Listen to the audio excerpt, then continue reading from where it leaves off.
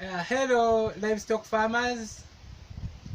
I want us to discuss something very important and urgent today.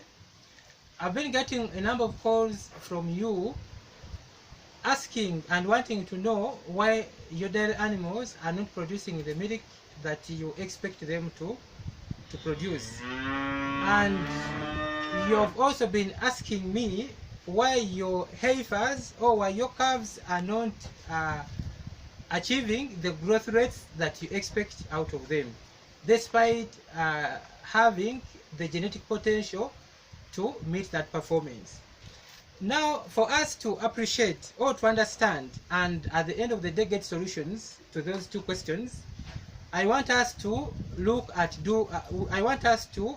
discuss two things. Number one is we need to appreciate how dairy animals utilize the nutrients that they extract out of the feed that you give them. And also, I want us to understand the two systems that exist in the body of this dairy animal that contribute to nutrient extraction. And at the end of the day, I also want us to look at the 4 or 5 areas that have to be balanced nutritionally for the animals to perform to their full expectation.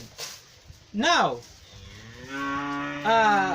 what are the around 7 areas through which the animal utilizes the nutrients that it extracts out of the feed that you give them? And what we also have to appreciate is that those 7 priority areas can never be compromised by your animal.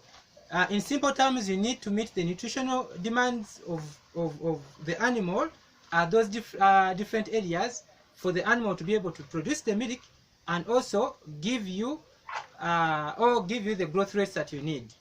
Number one is you need to meet the maintenance or metabolic. You need to meet the basal maintenance requirements of your animal. Then number 2, you need to give your animal a growth ration in addition to the maintenance ration. Then the animal needs to voluntarily walk and look for the feed or eat the feed that you've given it.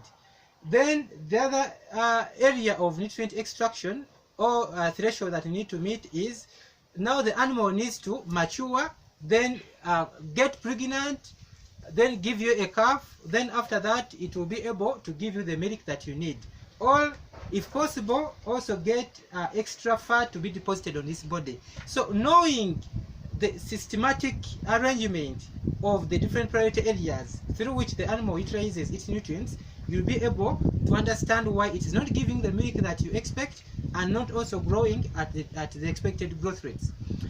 Going to the other side of nutritional balancing, there are 5 areas that need to nutritionally balance. Remember, we said this animal has 2 systems in its body. It has the fermentation system and the enzymatic digestion system. So nutrients of those 2 systems have to be balanced. So how do we balance the nutrients of those 2 systems? Remember, the animal has 2 main types of nutrients that it extracts out of the feed that you give it. It has the energy and the proteins. So you need to meet the energy and protein requirements of the 2 systems. That is the fermentation side and the digestion side. So how do we meet them? For the fermentation side, we need to balance the fiber levels that will help the fermentation system or the rumen to keep performing optimally. And we help the rumen perform optimally by buffering the acid levels. And it's only the fiber in the feed that will be able to help buffer the acid levels such that the microbes which help in fermentation are able to break down or to degrade the feed that you've given them.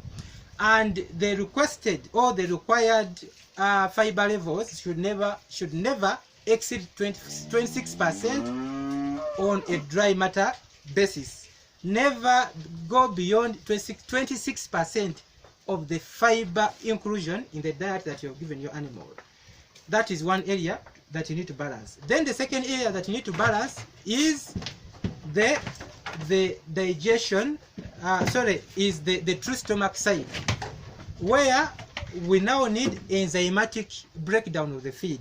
So the enzymatic breakdown of the feed need highly soluble carbohydrates, that is the starches and the sugars that you'll be able to get out of the maize or the grain feed ingredients.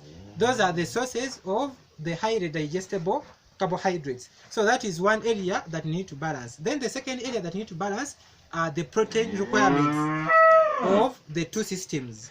That is balancing the protein requirements of the rumen, that is of the microbes, and then the protein requirements of the true stomach that has which requires enzymatic digestion. So how do we balance the two protein requirements? We balance the protein requirements by providing what we call rumen degradable protein for the fermentation side, or for the rumen. And then we also balance the true stomach protein requirements by providing what we call the rumen undegradable protein sources. So we have a number of sources that will provide the rumen degradable protein and the rumen undegradable protein. For example, rumen degradable protein, soybean is a good example, urea, and a number of forage-based legumes. Then for the rumen undegradable protein, we also have a number of sources like the cottonseed cake, sunflower cake, and so forth. Those are two main nutrients that have to be balanced for the two systems, that is the fermentation side and the enzymatic degradation side, that you need to balance. In addition to that, we need to balance the fat content of the ration by providing not more than 5% of the ration. We need to balance the vitamins, and we also need to balance the minerals.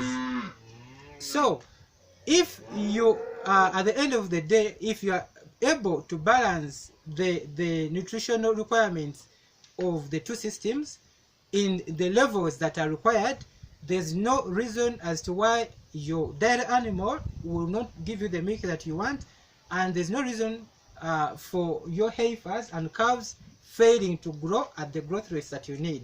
So for more information, you can contact me for the guidance that you need in as far as meeting the nutritional requirements of your dairy animals is concerned.